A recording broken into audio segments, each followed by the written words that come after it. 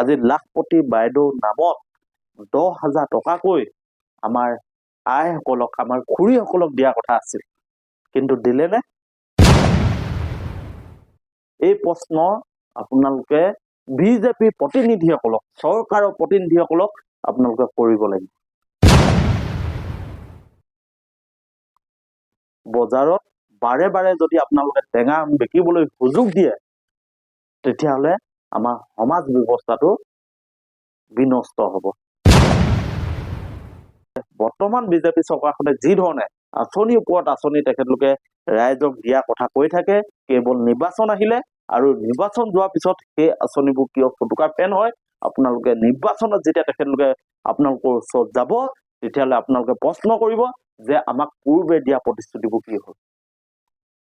আজি লাখপতি বাইদেউ নামত 10,000 টকাকৈ আমাৰ আইসকলক আমাৰ খুৰীসকলক দিয়া কথা আছিল, কিন্তু দিলে নে? এই প্ৰশ্ন আপোনালোকে বিজেপি প্ৰতিনিধিসকলক, চৰকাৰৰ প্ৰতিনিধিসকলক আপোনালোকে কৰিব লাগিব। বজাৰত বাৰে বাৰে যদি আপোনালোকে টেঙা আম বিকিবলৈ সুযোগ দিয়ে, তেতিয়াহ'লে আমাৰ সমাজ ব্যৱস্থাটো বিনষ্ট হ'ব। আমাৰ সমাজ ব্যৱস্থাটো আমি সঠিক ৰূপত গঢ়িব হ'লে আমি টেঙা আম বিক্ৰী কৰা পৰিৱেশটো নোহোৱা কৰিব লাগিব। আমাৰ ৰাজনৈতিক যি ব্যৱস্থা, এই ব্যৱস্থাটো সলনি কৰিব লাগিব। আমি হিতাধিকাৰীৰ পৰিৱৰ্তে উন্নয়নৰ কথাবোৰ আমি চিন্তা কৰিব লাগিব।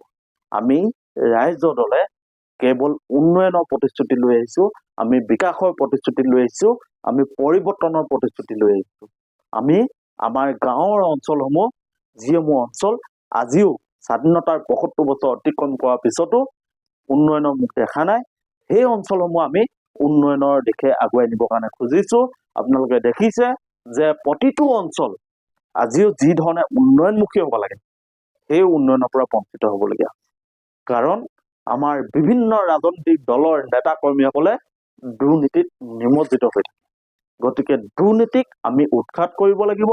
আমি নতুন প্ৰজন্মৰ বাবে আমি বাট মুকলি কৰিব লাগিব আৰু এখন নতুন অসম আমি গঢ়িব লাগিব।